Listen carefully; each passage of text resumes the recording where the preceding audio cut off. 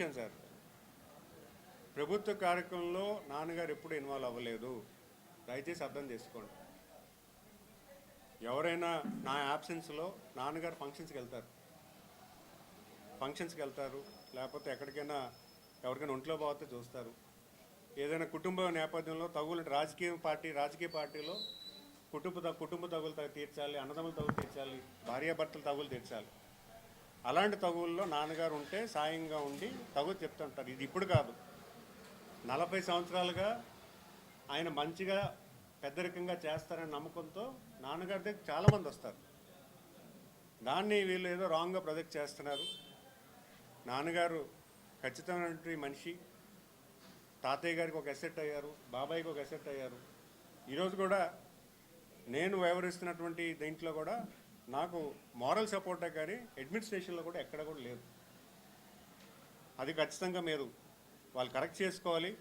ఎందుకంటే వాళ్ళు ఏదో ఒక ఆరోపణ చేయాలి. ఈరోజు ఈ 2 ఏళ్ళ కాల పరిమితంలో నా మీద అభియోగం వేయడానికి ఏం దొరకట్లేదు వాళ్ళకి. నా మీద అభియోగం కన్స్ట్రక్ట్గా మాట్లాడమనండి, మనం ఏదైనా పలానా తప్పు చేసాడని చెప్పమనండి. అసలు ఫ్యామిలీని రాజకీయాలు తేవడం అంటే ఈరోజు మరి వాళ్ళ ఫ్యామిలీ గురించి మాట్లాడితే కరెక్ట్ చేసుకోండి. మీకు ఎంత అవకాశం ఉందో నాకు అంత అవకాశం ఉంది మాట్లాడడానికి.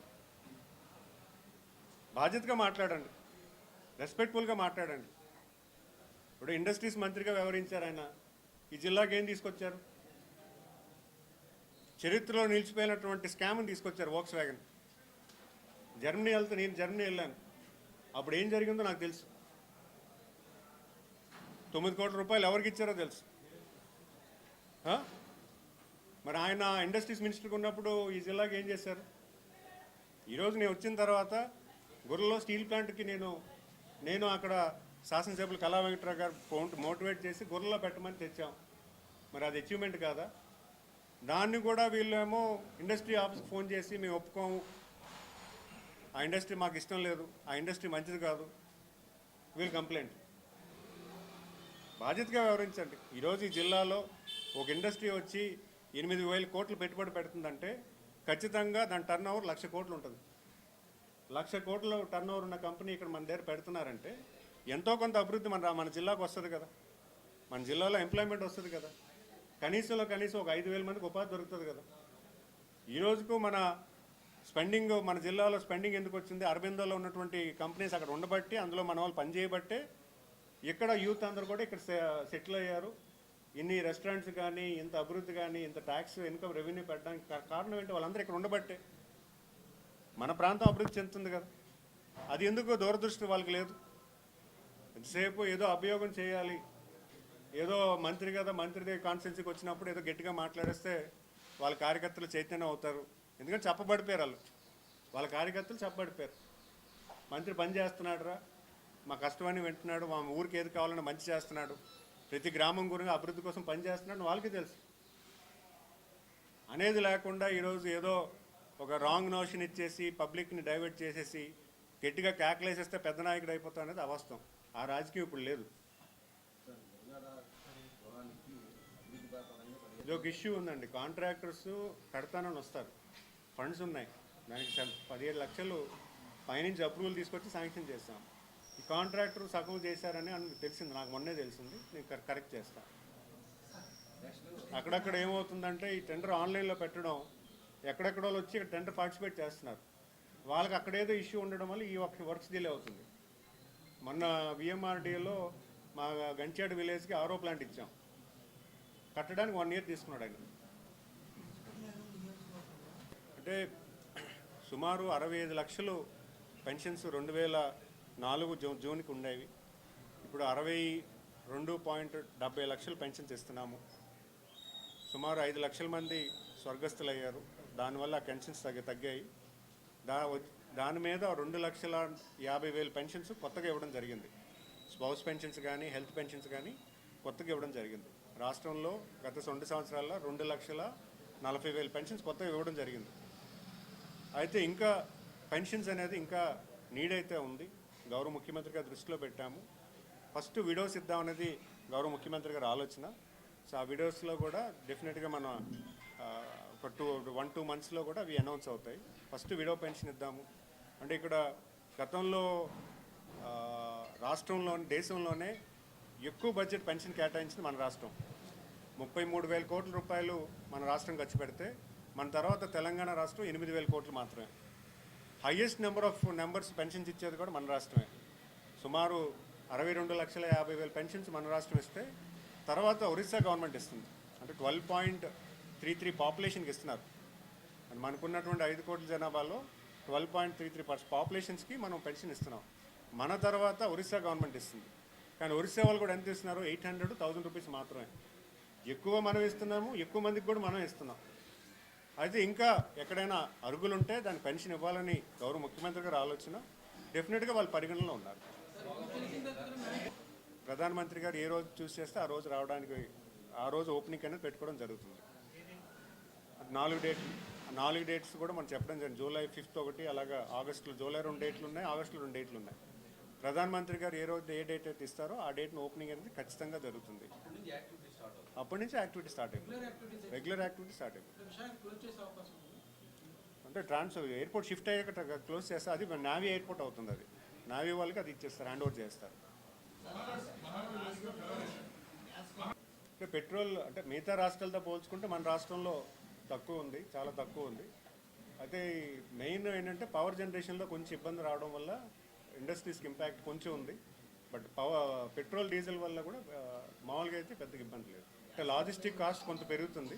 బట్ ఏదైనా కొంచెం ఈ వార్ అనేది సెటిల్ అవ్వాలి. వార్ ఇష్యూ అనేది it is a international issue. ఈ వార్ ఇష్యూ అనేది సింప్లిఫై అవుతాయి కానీ దీని మీద ఒక మంచి సొల్యూషన్ రాదు. చేసిన 50 రోజులకి గ్యాస్ సిలిండర్ వస్తుంది. బుక్ చేసిన 50 రోజులకి గ్యాస్ సిలిండర్ డెలివరీ అవుతుంది. అదే 24 రోజుల్లో. ఇప్పుడు 24 రోజులు డెలివరీ అవుతుంది. ఒక గ్యాస్ ఏజెన్సీ దగ్గర ఇబ్బంది వచ్చింది. ఆ గ్యాస్ ఏజెన్సీ దగ్గర ఉన్న కనెక్షన్స్ కూడా వేరే ఏజెన్సీస్కి మార్చడం కూడా జరిగింది.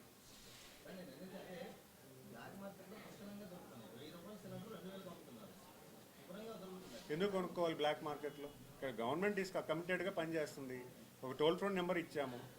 కంప్లైంట్ వస్తే వెంటనే రియాక్ట్ అవుతున్నారు.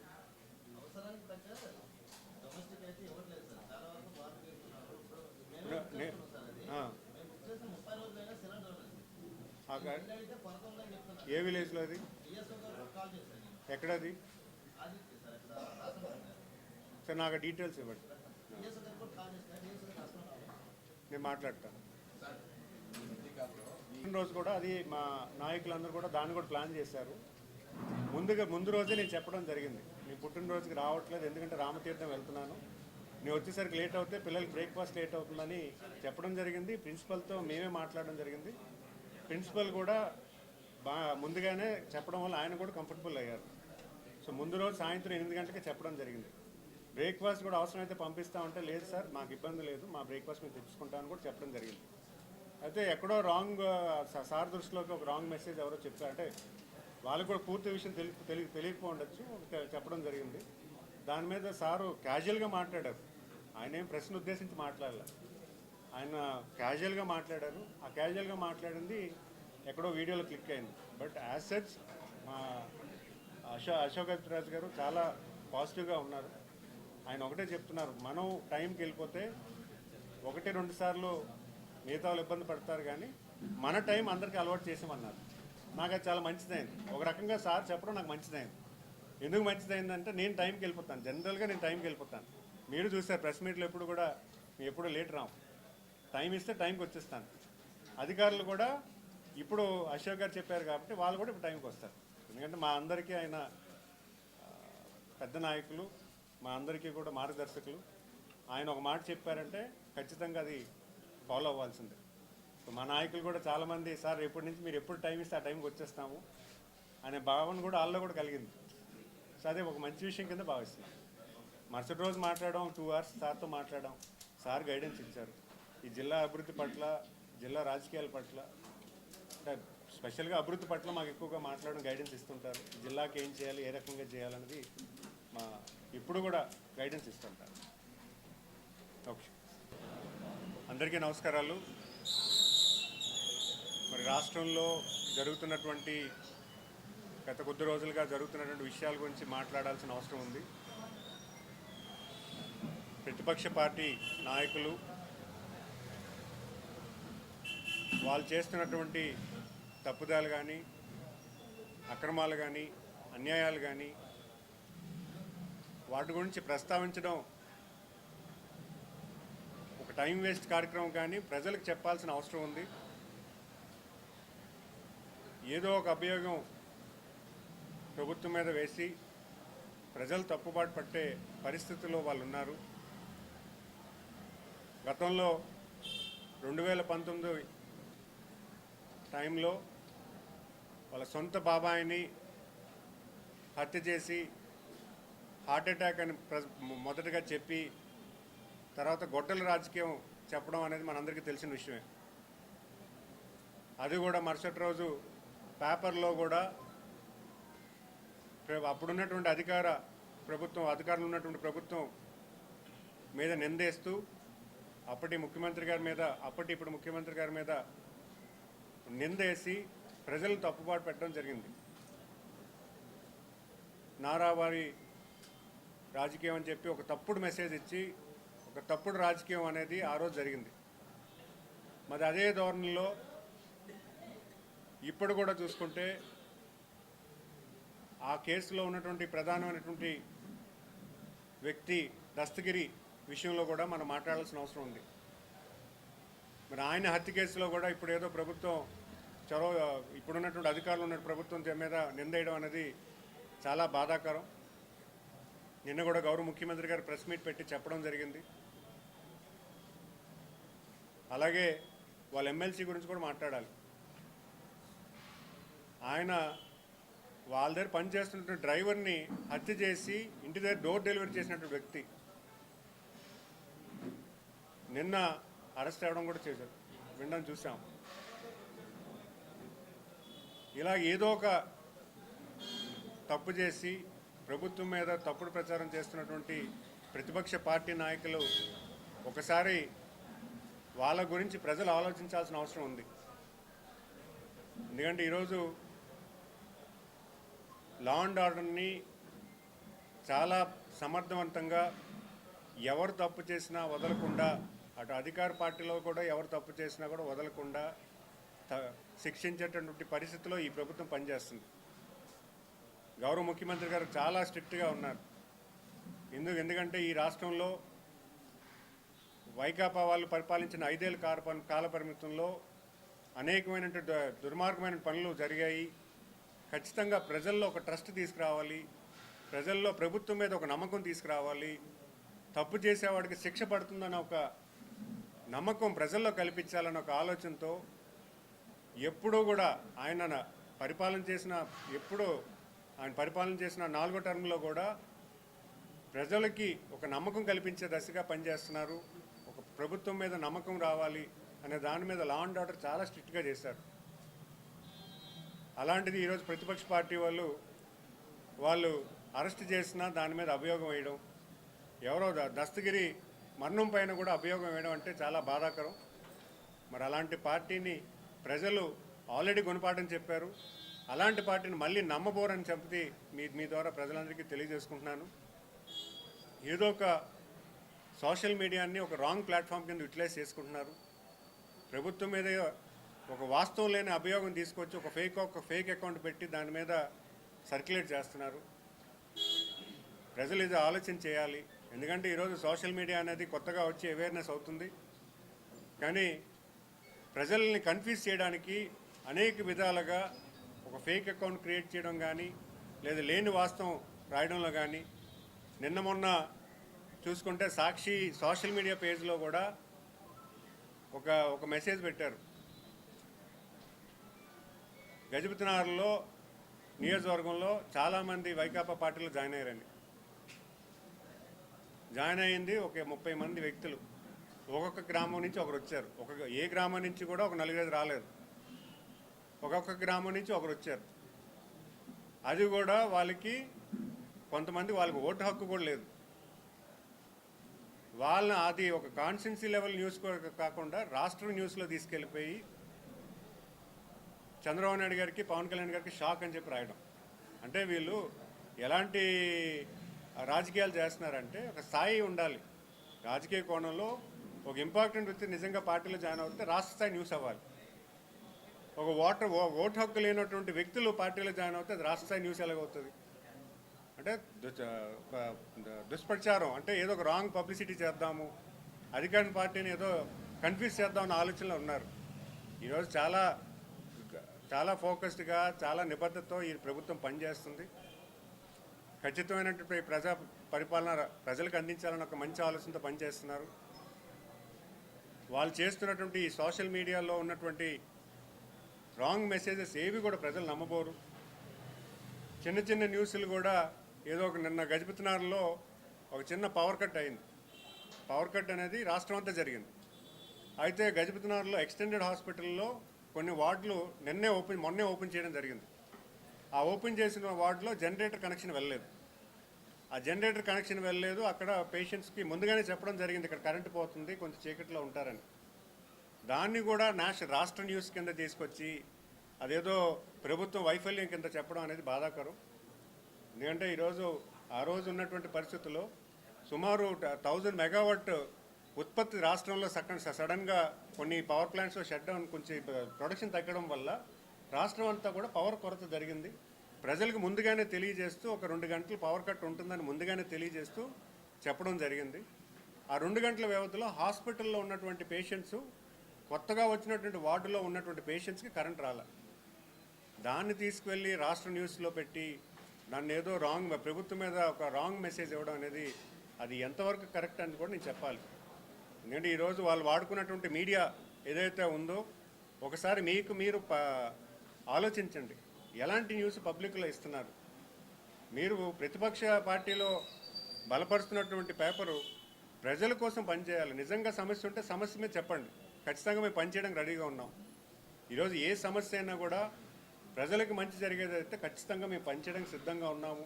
చాలా అవైలబుల్గా ఉన్నాము, చాలా ట్రాన్స్పరెంట్గా ఉన్నాము. ఏ కష్టం వచ్చినా కూడా ప్రజలకు పనిచేసే దశగా మేము పనిచేస్తున్నాం.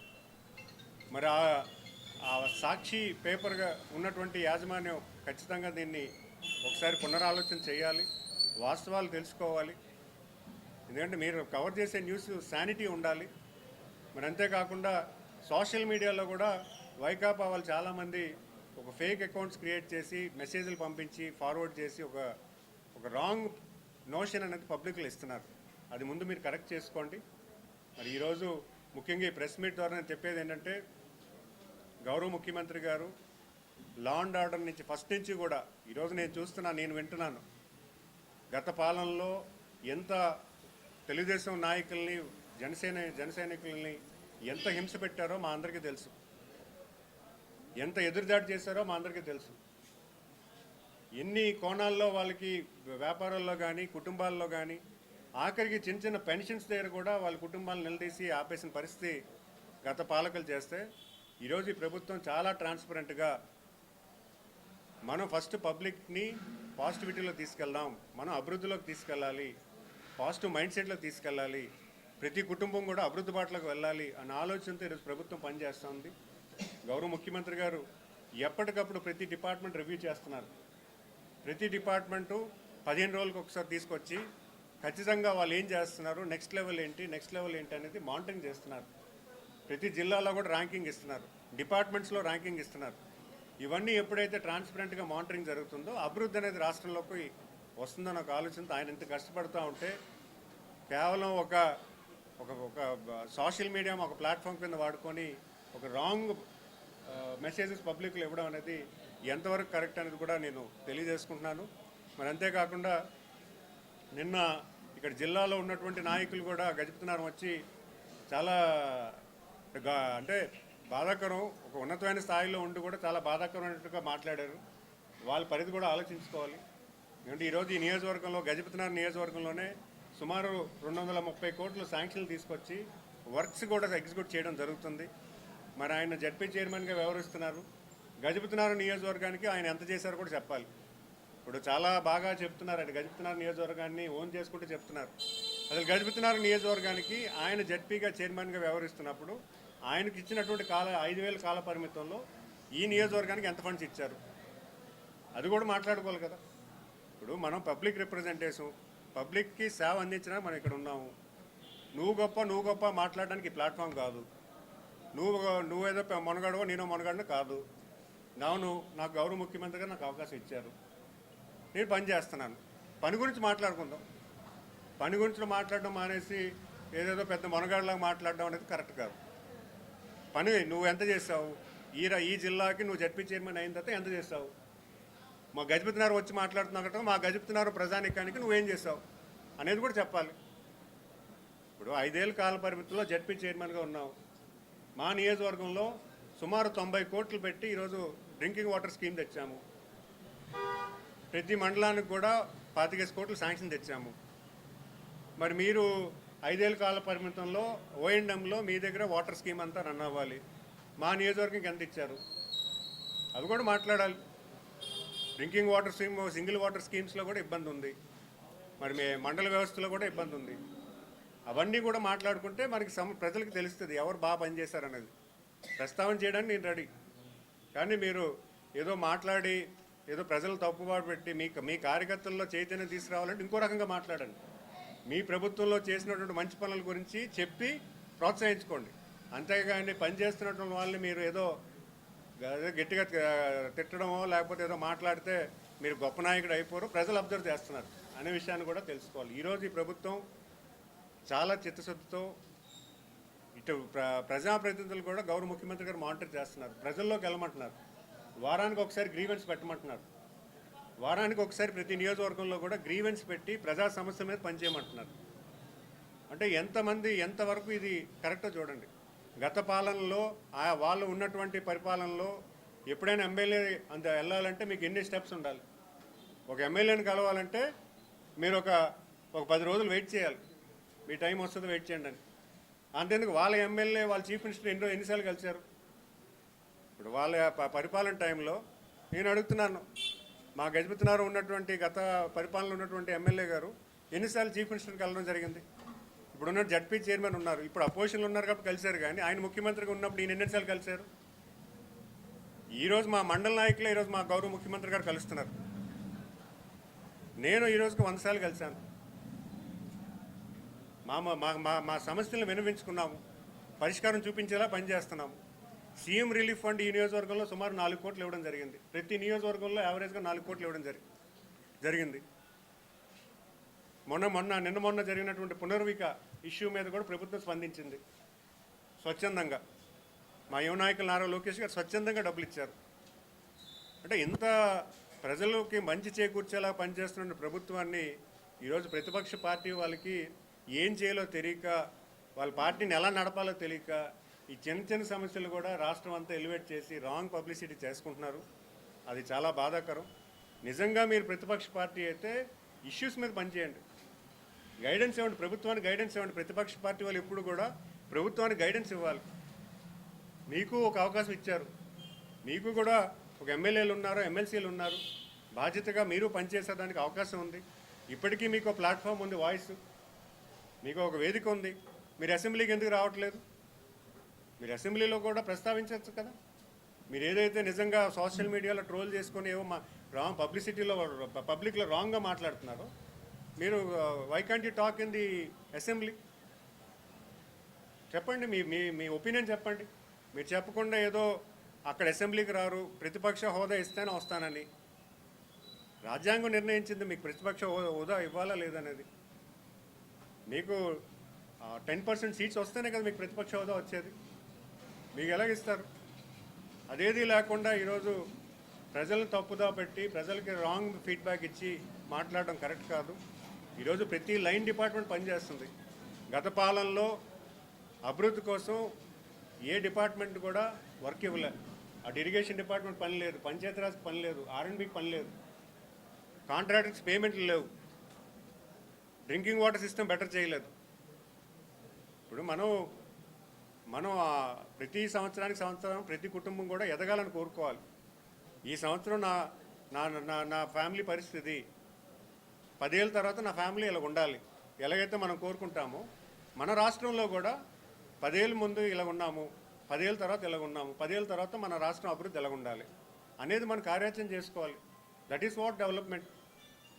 ఈరోజు గజపతినగరం హాస్పిటల్ ఉంది, గత తెలుగుదేశం ప్రభుత్వంలో శాంక్షన్ చేశారు.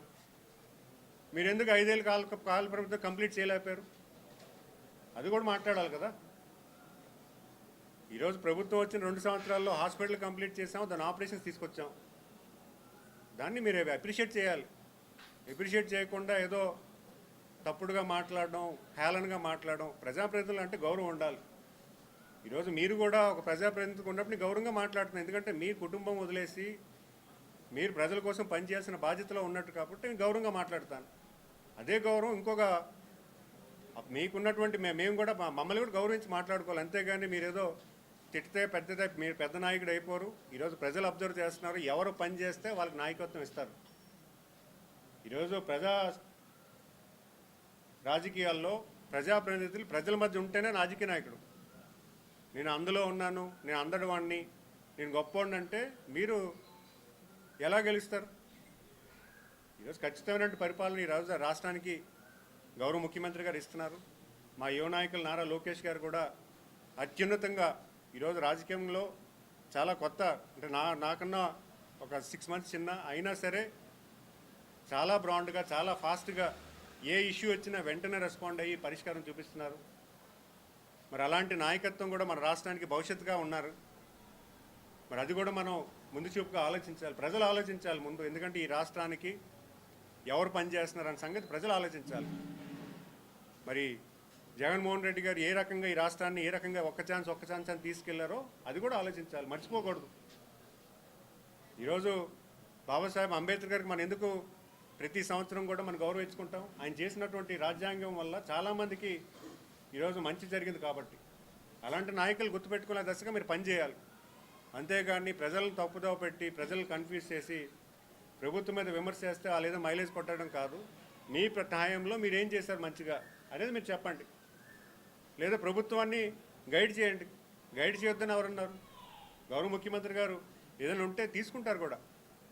మరి అలాంటి దశ ఏదీ లేకుండా ఈరోజు ప్రతిదీ కూడా తప్పుడు ఆలోచనతో, తప్పుడు విధానంతో ఈరోజు ప్రతిపక్ష పార్టీ వెళ్తున్నారు.